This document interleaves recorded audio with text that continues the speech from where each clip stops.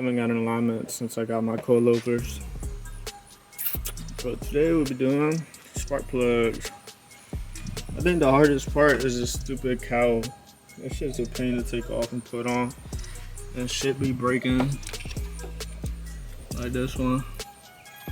That was done. I think I had it off on my agent for a little while. And this is the windshield fluid. First, let me show y'all 312s for this. 312s on this side. And I think that's a 12 as well in there. Maybe a 10. I don't know. Is it focusing?